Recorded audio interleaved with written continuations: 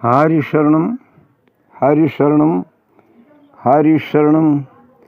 श्री हरे नमः, श्री हरे नमः, श्री हरे नमः। ओम श्री परमात्मने नमः। बोलिए सच्चिदानंद भगवान की जय। ये हरिशरणं जो मंत्र है, ये भगवान ब्रह्मा ने अपने पुत्रों सनक सनंदन सनातन सनत कुमार इनको मंत्र दिया था।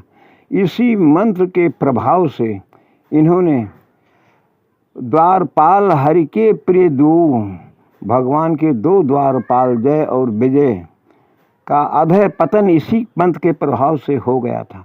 उन्होंने कुछ धृष्टता किया था, अपमान किया था, और इसी मंत्र से बोल करके जल छिड़क करके उनको गिरा दिया और उनका पतन हो गया। उन्हें 3 जन्म लेना पड़ा। राक्षस 3 जन्म दिच वचन प्रमाना। कल कथा हो रही थी श्री भरत जी की, जो सतयुग के भरत हैं। भरत 3 हुए हैं। पहला भरत सतयुग के भरत जी, जो ऋषभदेव जी के पुत्र हैं। दूसरा भरत शकुंतला के, और तीसरा भरत त्रेता के राम के छोटे भाई भरत। और तीनों भरत ये अनुपम हैं, इनकी उपमा नहीं दे सकते हैं। लेकिन जो कथा हो रही है कुछ उसके बारे में हम आज उसको पूरा करके बताएंगे। भागवत की कथा है। तो जब भरत जी को उस मृग बाल में आसक्ति हो गई, और भरत जी उसका चिंतन करते करते और रोते हुए शरीर का त्याग कर दिया, तो भरत जी को मृग योनि मिली, मृग योनि। लेकिन उनकी स्मृति शेष रही। उनको याद, उनको स्मरण था कि मैं एक भरत जी हूँ और यहाँ एक मृग शावक में फंस गया, तो मुझे मृग ही बनना पड़ा, ऐसा उन्हें स्मरण था। तो जब भरत जी को शरीर मिला, तो वो वहाँ भी उस समय सोच विचार करके जंगल में टहलते हैं, चौपाया पशु बने हैं, नदी में जल पीते हैं। लेकिन जब चलते हैं तो देखते हैं कि कहीं चींटी न पड़ जाए, तो कोई नया प्रारब्ध बन जाए। एकादशी का व्रत भी करते हैं, सूखे पत्तों को खाते हैं, लेकिन ऐसे सूखे पत्ते जिस पर कोई कीड़े न बैठे हों। उनका बड़ा ही सुंदर व्रत है। और विचार किया कि हमने उस जन्म में बहुत बोला और बहुत संग किया, तो मुझे संग दोष लग गया। उस संग दोष के प्रभाव से आज मैं चौपाया पशु बना हूँ। अब मैं ये प्रतिज्ञा करता हूँ, अगर मुझे मानव का शरीर भगवान ने दिया तो किसी से बोलूँगा नहीं, मैं अलग रहूँगा, अपने घर से भी अलग रहूँगा, कुछ पढ़ूँगा नहीं, कुछ लिखूँगा नहीं, केवल भगवान का ही स्मरण करूँगा। क्योंकि देह त्याग के समय भगवान का स्मरण ही हमको मुक्त करता है, ऐसा उनका विचार था। और गंडकी नदी के पास हैं, 4 पैर 2 हाथ 2 पैर 2 चारों पैर। विचार किया कि आज मैं इस स्थिति में आ गया हूँ, तो अब तो हम आगे कुछ करेंगे नहीं। ऐसा विचार करके और समय के अनुसार प्राण त्याग दिया। तो जब प्राण त्याग दिया तो भगवत कृपा से उन्हें एक सुंदर ब्राह्मण कुल में जन्म मिला। ब्राह्मण कुल में उनका नाम रखा गया जड़ भरत। जड़ भरत, क्योंकि वे गूंगे के समान व्यवहार करते हैं, बोलते भी नहीं हैं। थोड़ा बड़े हुए तो उनके पिताजी ने जाकर के विद्यालय में नाम लिखवाया और अध्यापक से, आचार्य से कहा, महाराज जी को शिक्षा दीजिए। लेकिन उनकी शिक्षा तो निराली है। जो वो शिक्षा ग्रहण करना चाहते हैं, विद्यालय में कहाँ मिलेगा। तो वो अब उनकी विद्या ही निराली है, पढ़ाई लिखाई छोड़ दिया और घर का त्याग कर दिया और आकर के एक मेड़ पर बैठे हुए हैं। तो भाई लोग आए तो उनको लाया सड़ा सड़ा उड़द दे दिया, भूसी दे दिया। वो बिना स्वाद लिए, कोई स्वाद की इच्छा नहीं, केवल पेट भर जाए इस प्रकार विचार करके अपने पेट को भरते हैं। जो कुछ मिल जाता है उसे प्रारब्ध समझ करके और उसका प्राशन करते हैं। एक दिन भाई ने कहा कि खेत में ये चिड़ियों का आतंक है, गायों का आतंक है, इसलिए ऐसी मेड़ बनाओ ऊंची ऊंची। तुम काम तो करते ही नहीं हो, तुम काम के न काज के, दुश्मन अनाज के, केवल खाते हो बैठे बैठे पशु की भांति। ना तुम किसी से बोलते हो, ना अपना विचार बताते हो। तो तुम जाओ एक मेड़ बांध दो जिसमें गाय न जाए।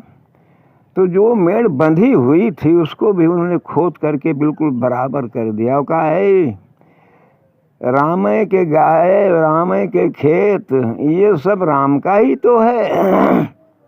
राम की गाय भी है और राम का खेत भी है, तो चरने वाला कौन होगा? गाय तो चरेगा ना।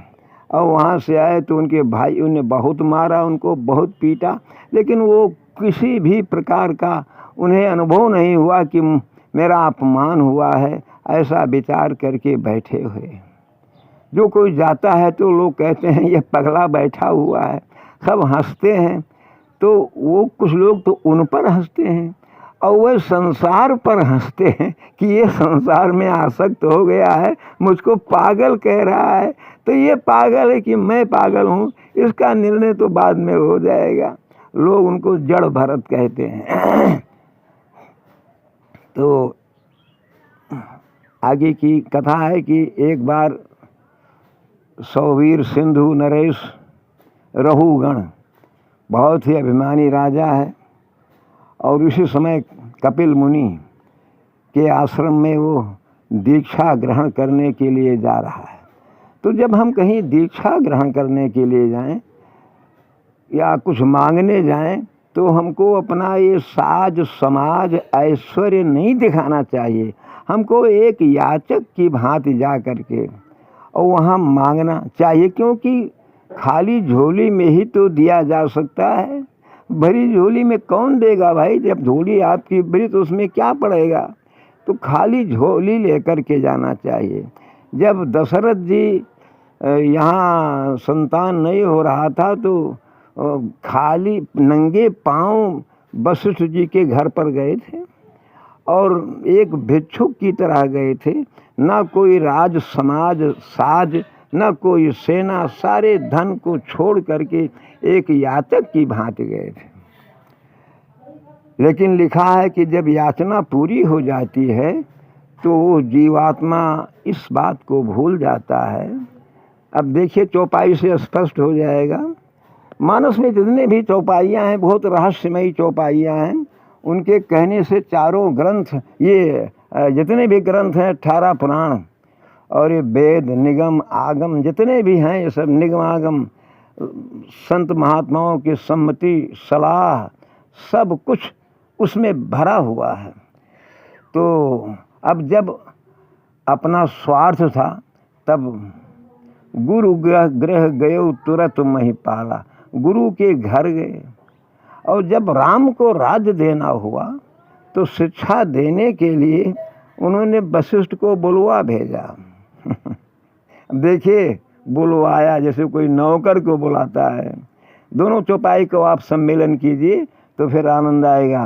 पहली चौपाई है गुरु गृह गए तुरंत महिपाला और चरण लागी करी विनय विशाला, निज दुख सुख सब गुरु ही सुनायो और कही वशिष्ठ बहुविधि समुझायो, धरहु धीर हुई है सुतचारी त्रिभुवन विदित भगत भयहारी, श्रृंगी ऋषि वशिष्ठ बोलावा और पुत्र काम शुभ यज्ञ करावा। यहाँ काम शब्द आया है।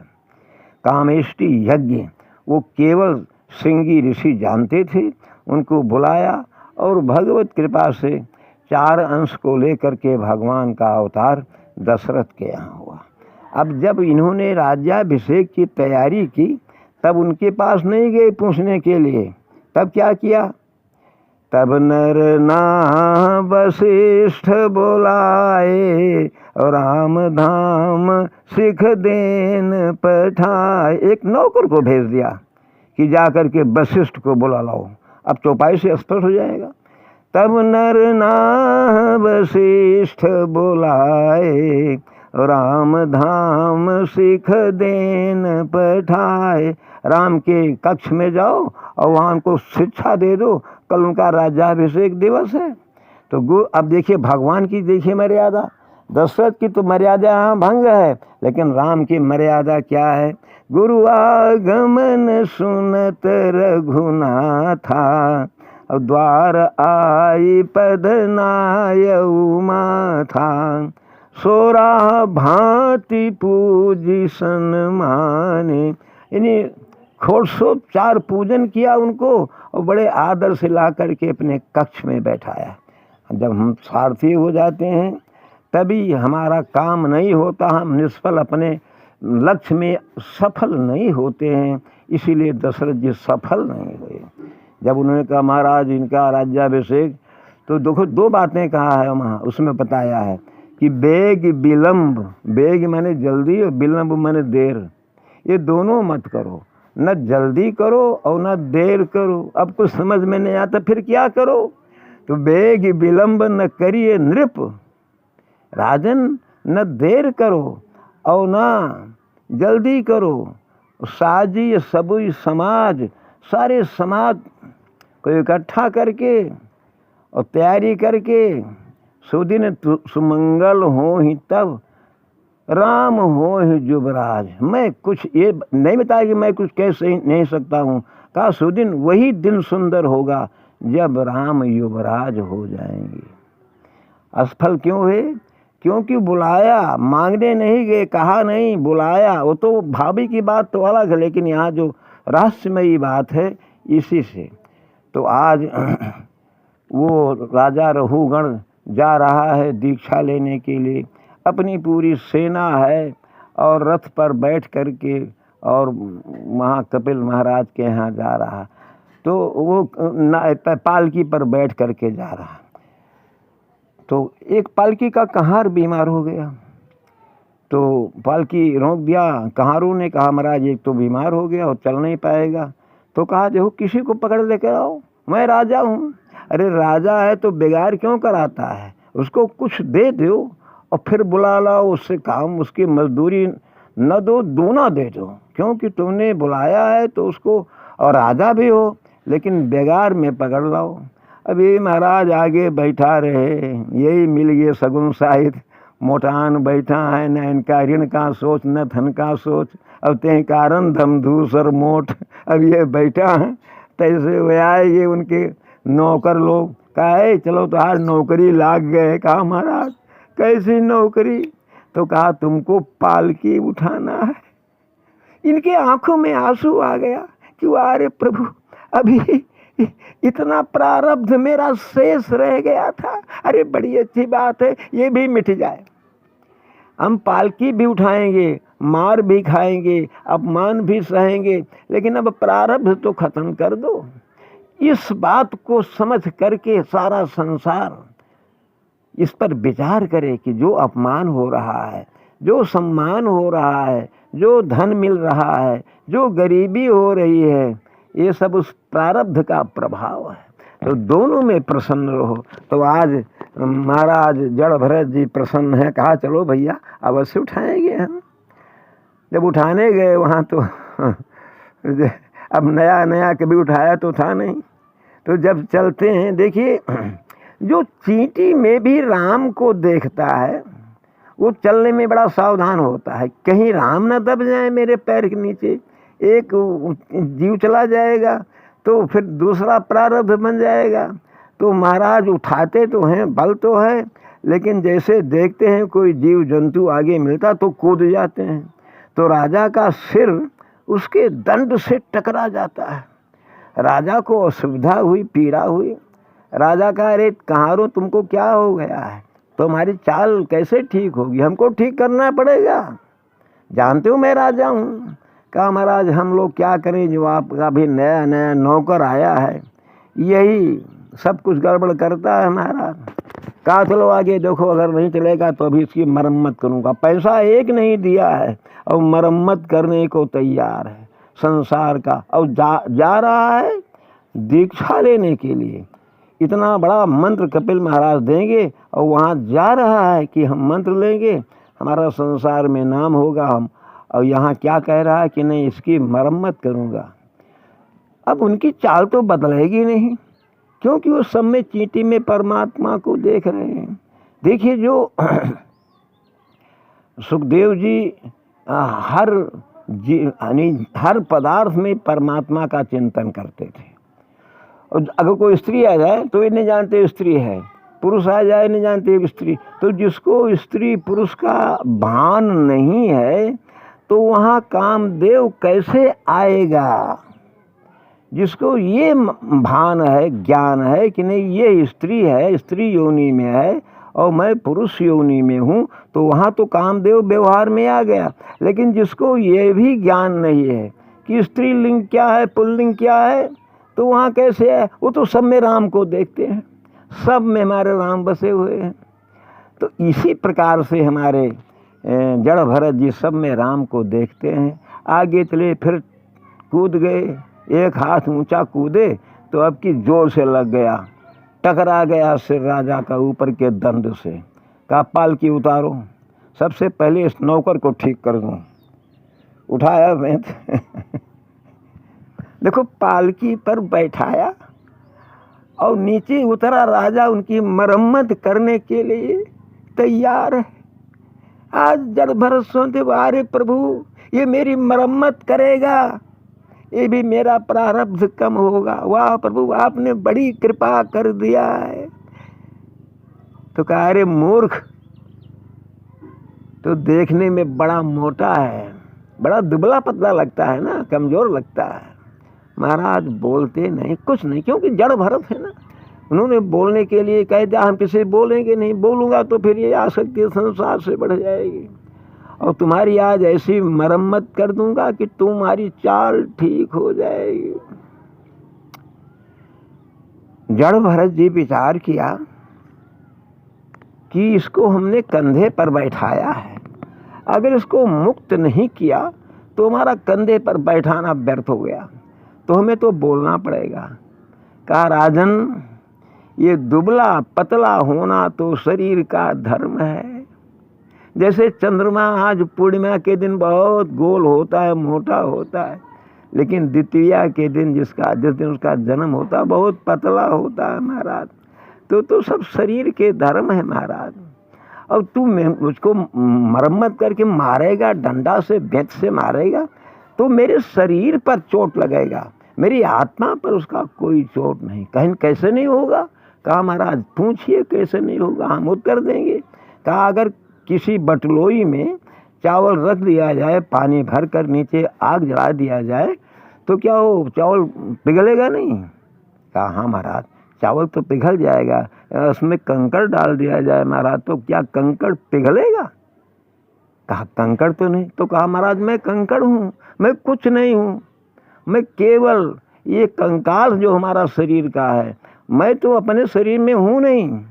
और देखो राजन मैंने तुमको उठाया भी नहीं, मैंने अगर तुमको उठाया होता तो मुझे माख था, लेकिन तुमको हमने उठाया है।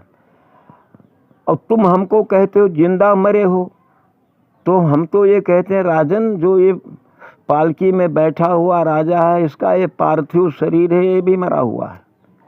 अरे कहा, मूर्ख मैं कैसे मरा हूँ। कहा, मरा इसलिए तू मरी हुई पालकी में बैठा है। तो कहा, पालकी कहाँ मरती है। अरे कहा, महाराज जब पेड़ काटा गया उस दिन उसकी मृत्यु हो गई तो पालकी बनाई गई।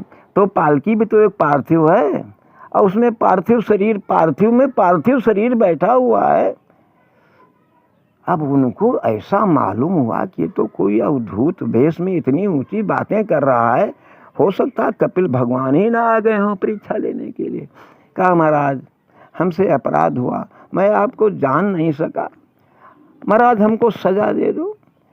तो कहा तेरा अभिमान है, तू अभिमान को लेकर के और कपिल महाराज के यहाँ जा रहा है। अभिमान किस बात का करता है? पहले बता तेरा नाम क्या है? कहा रहुगण। कहा तेरा ये नाम नहीं है, तेरे शरीर का नाम है रहुगण। कहा हाँ महाराज तो शरीर का नाम है। और कहा तेरी आत्मा हो तो आत्मा तो अनाम होती है, आत्मा तो अनाम है, अकथ है, अकथ अनामय नाम न रूपा। तो कहा महाराज तो कहा हमने तुमको उठाया भी नहीं, ये जो कंकाल है इसको पृथ्वी उठाए है, जो हमारे शरीर का कंकाल है, जो ये हड्डी का स्तंभ है, जैसे इसमें हाथ है पैर है, ये कंकाल तो है, तो इसका भार कौन वहन करता है? पृथ्वी। पृथ्वी माता इसको उठाकर हम चलते हैं तो सारा भार पृथ्वी पर पड़ता है। तो ये हमारे कंकाल को पृथ्वी ने उठाया और हमारे कंकाल ने इस मरे हुए पालकी को उठाया और मरे हुए पालकी में मरा हुआ राजा को उठाया। राजा तू मरा हुआ है, तेरा नाम तू उसने बताया तेरा नाम नहीं है, अच्छा पहले बोल तू कौन है? कहा महाराज मैं राजाओं का राजा तो यहाँ बन करके बैठ गया है। राजा तो है, कितने दिन के लिए राजा है, अब तुम आगे क्या होगा तुम जानते नहीं हो। तो कहा महाराज तो अब बात आओ आप। तो कहा तू कहाँ से आया है और यहाँ किस लिए? यहाँ अभिमान के लिए आया है कि अभिमान करके सबको दंड दूंगा। और फिर कहाँ जाना है? कहा महाराज कपिल महाराज। हाँ अच्छी बात है, ठीक है वहाँ जाना है, लेकिन यहाँ किस लिए आए हो? कहा महाराज आप ही बताओ। तो कहा देखो राजन तुम अनाम हो, तुम्हारा कोई नाम नहीं। एक बालक ने अपने माता से पूछा कि हे माता मैं तुम्हारे विवाह में कहाँ था? अब माता भाई क्या उत्तर दे? माता बोली बेटा तू तो मेरे विवाह के बाद में पैदा हुआ है।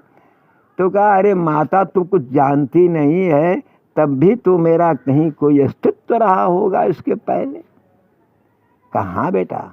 तो इसी प्रकार का ज्ञान उनको चार दिया कि तू परमात्मा का शुद्ध बुद्ध अंश है, शुद्ध अंश परमात्मा का है, और तू जब परमात्मा से मिलेगा तो पूर्ण हो जाएगा। राजन तू भी अधूरा है, तेरा ज्ञान अधूरा है, तू कुछ नहीं जानता है, तू अकारण जो है वहाँ जा रहा महाराज जी के पास, जा दीक्षा ले ले। कहा महाराज बस आपकी दीक्षा काफ़ी हो गई। उनको प्रणाम किया और प्रणाम करके कहा हमें तो कपिल महाराज साक्षात मिल गए, और अपने अपराध को क्षमा कराया महाराज से और अपने घर वापस आया। तो ये कथा तो यहाँ समाप्त, इसको आगे कल बढ़ाएंगे हम, क्योंकि यहाँ हमारे वो आ गए भी, अपलोड जल्दी होता नहीं।